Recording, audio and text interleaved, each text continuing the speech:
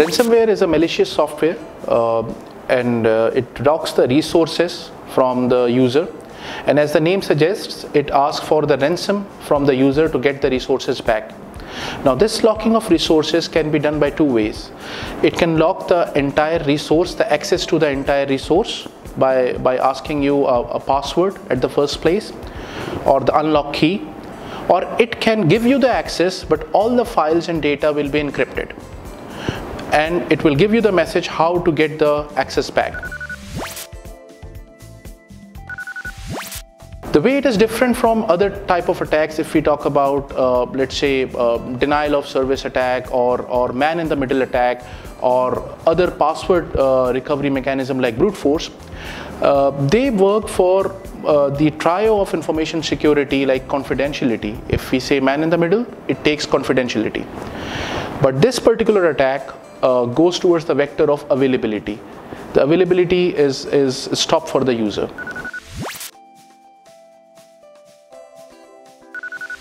Hackers are really generating a lots of money because of ransomware attacks. I share with you the first WannaCry ransomware, which affect on 12th May 2017.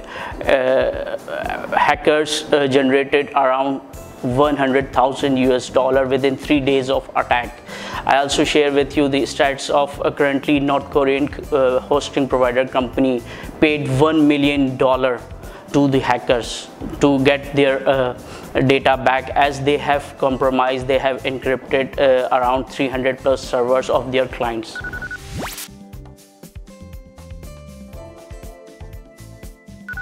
Both these attacks have quite similarities and differences. The first one, WannaCry, was an eye-opener for everyone. People were shocked to see the impact it gets, and people were ready to pay the ransom at any cost to get their data back, to get their availability back and back into the operations. So if we see the amount that was shared by the Bitcoin was like $150,000 were recovered. However, the data for them, around 40% of the user didn't get their data back. If we see the second attack, now this time people were quite educated and they were aware that they shall not be paying the amount of ransom. And even if we see the domain name which was used for getting the ransom they need to contact, that email ID was blocked. So even if somebody would have paid the ransom, there is no way to contact the attackers. The similarities in these two attacks are like they are using a backdoor or vulnerabilities in the operating system by using the encryption techniques to encrypt the data on the workstation. So they are quite similar in terms of technical aspect, but quite different in terms of operations.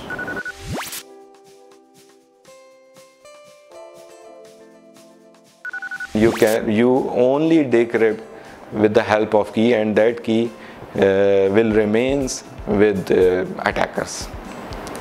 And in some cases, attacker also don't have those kind of keys. So it is evident one out of 4 people or victims who pays ransom never gets their data back.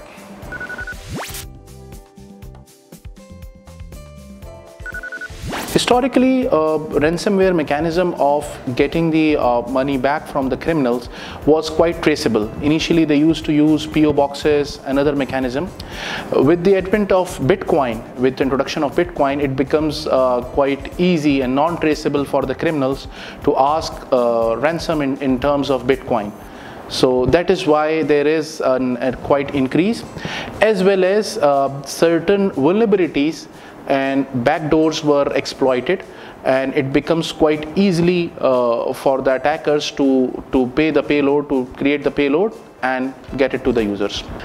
Bitcoin or currencies, cryptocurrencies like Bitcoin, like Ethereum, OneCoin, it basically maintains anonymity up to some extent.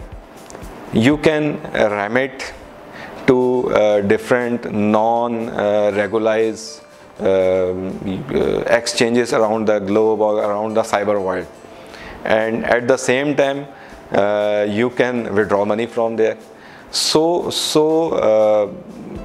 it's very difficult to trace those culprit or those attackers who take away money from bitcoins or some exchange which are running cryptocurrency. When you consider Bitcoin or dark world, you can access your account from Tor, which is a onion routing system which maintain anonymity. You can use VPNs from any location of the world. You can hide your location and do the transaction on Bitcoin or exchanges which runs Bitcoin and other cryptocurrencies. So that is why most of the old age ransomware attacks are reinvented to take money from these kind of systems, which includes Bitcoin, Ethereum, OneCoin and other cryptocurrencies. आप काफ़ी हैरान होंगे सुन के कि the latest पिटिया जो virus आया है या ransomware अटैक है, it's a reinvention of old ransomware attack.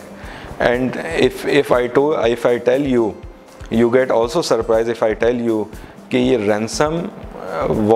ransomware attack was first generated in 1989, way back, like 24 years back story. And at that time floppy disks were involved in this attack, and it is evident that $189 was transferred to Panama through different various channels of money transferring. So it's not a new attack, it's old attack, but with ransom channel are different, like Bitcoin and Ethereum.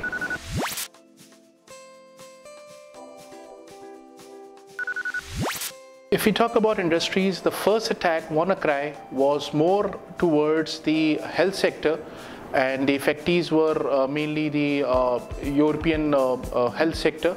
If we see the second attack, that is more towards the financial sector, utilities and the government sector. So both of them were creating quite an impact, but the industries were quite different. I cannot predict which country or industries are more vulnerable. Yes, I can say that those countries and industries which are not adhering the best security policies and procedure, they are more vulnerable to attack. Yes, I can say financial institutes like banks or stock exchange or other institutes, industries which have money involved. So they are more targeted these days. Even I can say that it's depend upon the interest of hacker, what he is eyeing for. Is he eyeing for the money, or is he eyeing to take your services down, take your business down? It's like cyber war is coming, so it involves the states as well.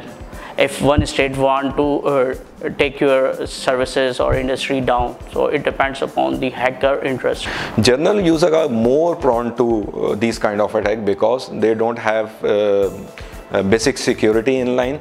Like they don't have updated operating systems, they don't have antiviruses intact in their system, and the most important thing, they don't care about the data backups. So having money from those kind of user is much higher probability. So when you compare with businesses have some sort of basic level of protection, like antiviruses, firewalls, and victimization of businesses is like a little bit difficult compared to general user.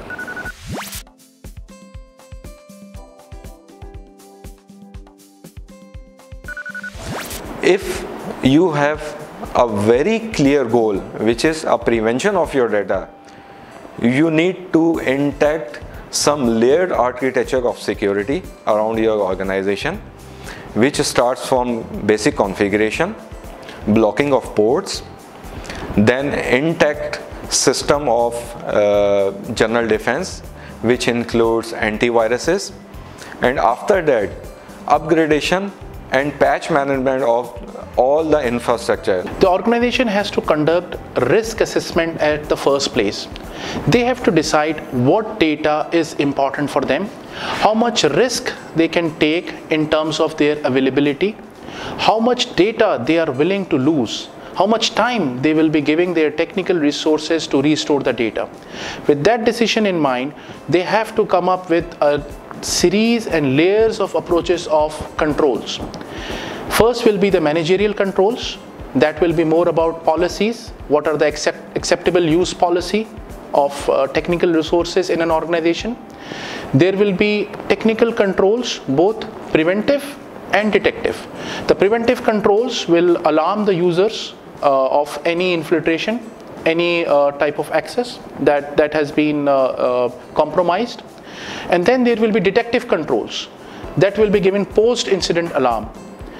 And with that, organization has to conduct preventive measure of user awareness, mainly of phishing, because ransomware uses phishing as a mechanism to ask user to motivate them to download certain files, to open the attachments, and then the attack is happened. So the users has to be given more awareness in terms of phishing. If your user are not educated or not aware of such attacks, you can place any controls, you can buy any tool. Before going to backup, you have to have intact some incident response plan intact in your organization, which basically drives you towards the restoration of your business. And restoration of your business means restoration of your data. And restoration of data means restoration of your operation. And restoration of your operation means restoration of your finances and your earning and your process. So it's a combination of disaster recovery, business continuity, preventive measures, and acceptable use policies.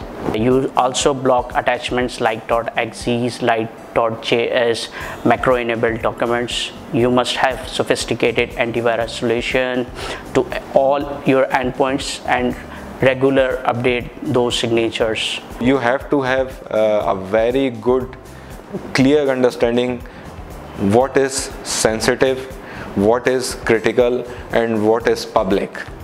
You don't need to put so much amount of money on public data backups. You have to target only sensitive and critical data on which your organization is based and on which your basically profit or income streams are based. So having a very clever insight of your data is must case for the organizations.